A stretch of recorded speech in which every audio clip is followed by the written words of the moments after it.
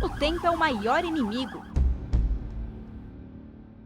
Os médicos correm para um hospital na cidade paulista de Ribeirão Preto. A esperança é voltar para São Paulo com o coração dentro desta caixa. Ele pode salvar a vida de André Lopes Dias, de 49 anos. É dele o primeiro nome nesta lista, a fila de espera por um transplante de coração. Essa história começa no meio de 2015. Foi quando André teve um infarto que comprometeu quase todo o coração. Os médicos descobriram no André uma doença chamada miocardiopatia, falta de sangue no músculo do órgão, e André ficou dependente de remédios. O músculo sofreu muito com esse infarto e, infelizmente, ele evoluiu com uma insuficiência cardíaca. A magnitude e a extensão do infarto foi tão importante que, apesar de todo o tratamento que foi feito para ele, inclusive quando ele foi transferido para cá, no Instituto do Coração, o coração não se recuperou. O último recurso que pode salvar a vida dele é o transplante, uma cirurgia complexa e delicada, já que depende da morte de outra pessoa, a que vai doar o órgão. Além disso, o doador precisa ser compatível, significa ter o mesmo tipo sanguíneo e peso semelhante ao receptor. São muitas variáveis, mas o primeiro capítulo da espera de André por um novo coração começa assim que o SPOT, Serviço de Procura de Órgãos para Transplante, encontra um órgão compatível em Ribeirão Preto, no interior de São Paulo.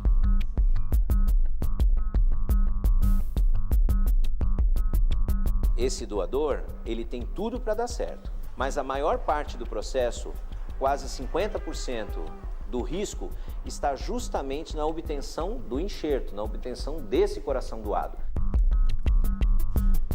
Tudo tem que ser pensado para minimizar qualquer risco. As equipes médicas se dividem neste momento. Uma segue para a captação, em Ribeirão, e a outra começa a preparar o André.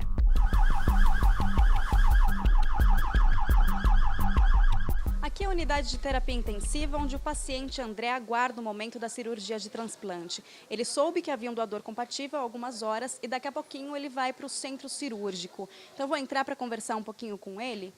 Com licença, vamos saber como é que está aqui a expectativa, poucas horas antes da cirurgia, né? A esposa, a mãe acompanhando aqui também.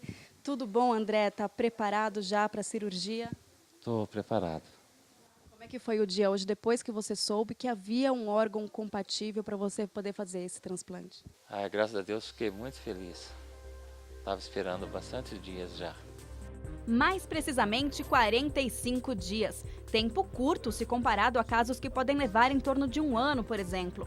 Mas quando se trata de vida em risco, qualquer segundo é muito. A chegada desse dia para o André é a esperança de um futuro mais saudável. Deixar no passado as lembranças daquele dia que mudou a rotina de toda a família.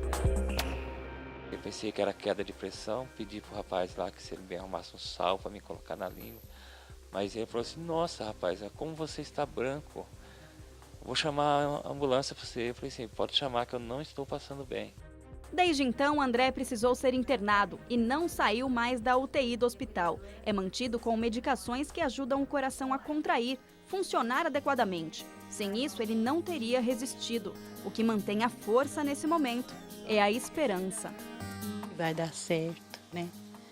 Porque não é fácil ficar aqui, né, filha? É muito difícil. A gente com certeza vai valorizar mais a família, ficar mais junto. Já estamos, né? E eu percebi que o importante não é o lugar que você está, mas é estar junto.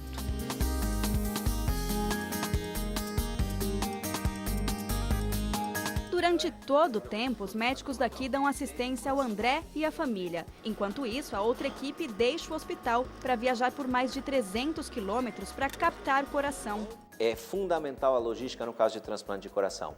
Nós temos um tempo de isquemia, um tempo sem o suprimento de oxigênio do órgão muito baixo, 4 horas. Acima deste período, o coração começa a sofrer.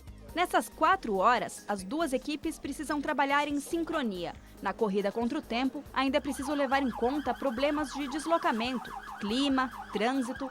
Qualquer problema externo pode prejudicar todo o processo. Já no aeroporto, nosso produtor Celso Costa Júnior acompanhou a viagem. nós vamos ter prioridade tanto para a decolagem como para o pouso, porque se entende que é uma missão de salvamento de vidas. Então nós estamos fazendo tudo, essa infraestrutura aeroportuária, está todo mundo sabendo de toda essa missão aqui que está acontecendo.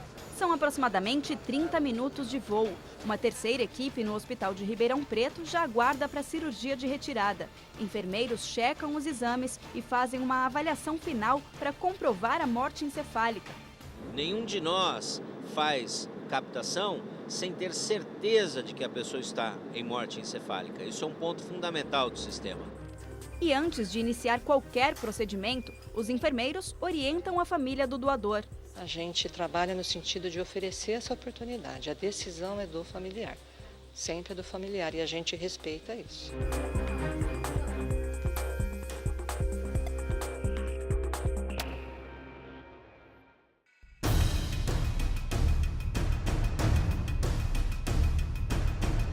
Primeira etapa da viagem concluída, com um pouco de atraso no caminho. Hora então de correr para o hospital.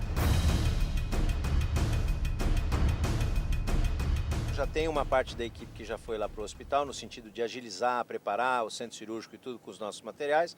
Eu vou para a UTI, dou uma olhada no doador e de lá a gente encaminha o doador para o centro cirúrgico para proceder então o início do processo de retirada. Um processo que demora aproximadamente 3 horas e meia. Até lá, o doador continua recebendo oxigênio para manter o coração ativo.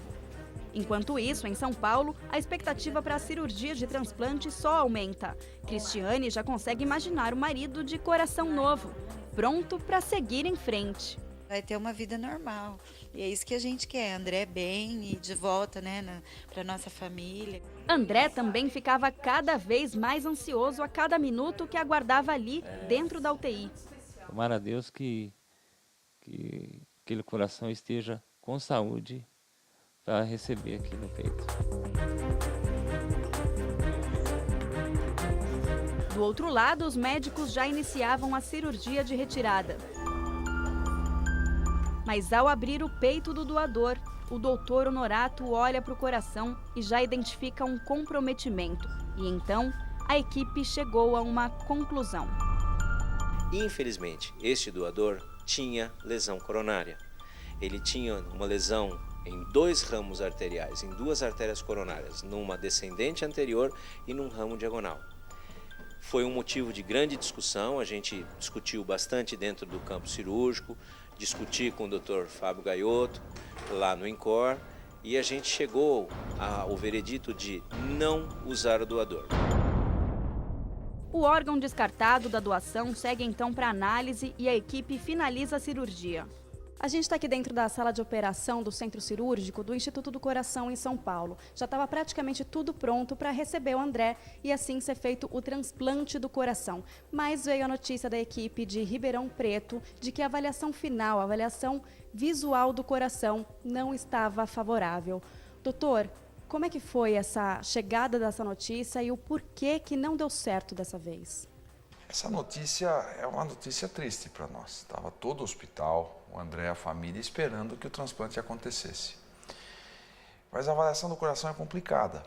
Então ela começa com exames de laboratório, radiografia, ecocardiograma, eletrocardiograma, até chegar no momento da avaliação macroscópica, que é olhar o coração.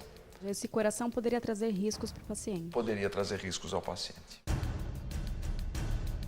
A nossa equipe é a última linha de defesa que o paciente tem.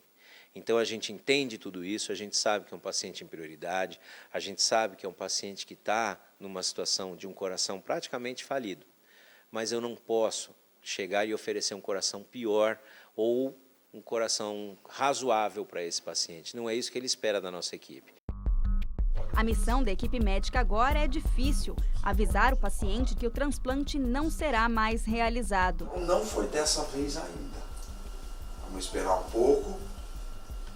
Logo vai aparecer um belíssimo coração para você. Tá bom? Se Deus quiser. Se Deus quiser. As palavras do cirurgião, mesmo com a notícia negativa, serviram de conforto ao paciente. A esperança nunca morre. Estamos esperando aí. Se Deus quiser, da próxima vez vai dar certo. Pode perder a fé. Não pode perder a fé. Quando demos a notícia para o André, você viu que ele recebeu bem a notícia, porque ele já está preparado pela nossa equipe de psicologia para entender todas as notícias boas e notícias ruins relacionadas ao transplante de coração.